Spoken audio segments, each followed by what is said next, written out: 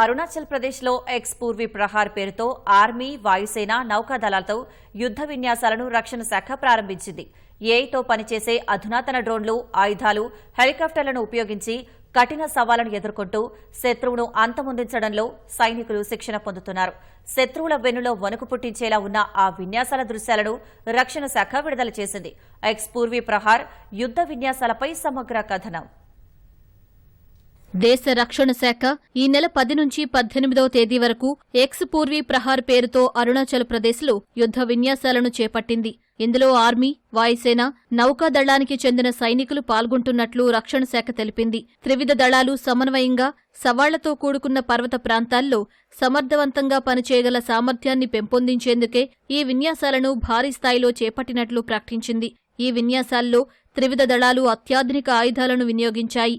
వాటితో పాటు అధునాతన డ్రోన్లు, చినూక్ హెలికాప్టర్లు, అడ్వాన్స్డ్ లైట్ హెలికాప్టర్లైన రుద్ర, M777 అల్ట్రా లైట్ హూవెట్జర్లను ఉపయోగించాయి.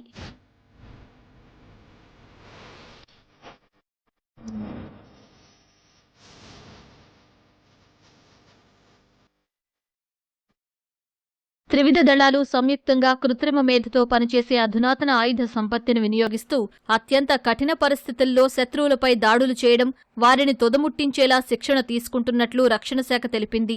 ఆర్మీ, నౌకాదళ, వాయుసేన సమన్వయంతో సైనికులు చేపట్టిన ఆపరేషన్లను అత్యంత ఖచ్చితత్వంతో పూర్తి చేసేలా వారి పోరాట పటిమను పెంపొందించడమే ఈ విన్యాసాల ముఖ్య ఉద్దేశమని వెల్లడించింది. ఇందుకోసం త్రివిధ దళాలను ఒకతాటిపైకి తెచ్చే విధంగా కామన్ ఆపరేటింగ్ పిక్చర్ COPని అభివృద్ధి చేస్తున్నట్లు పేర్కొంది.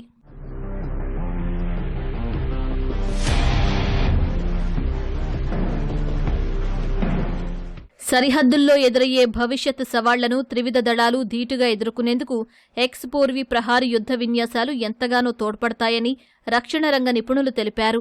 ఈ కార్యక్రమం సైనికులను యుద్ధ సంసిద్ధులుగా, కార్యోన్ముఖులుగా తీర్చిదిద్దుతుందన్నారు.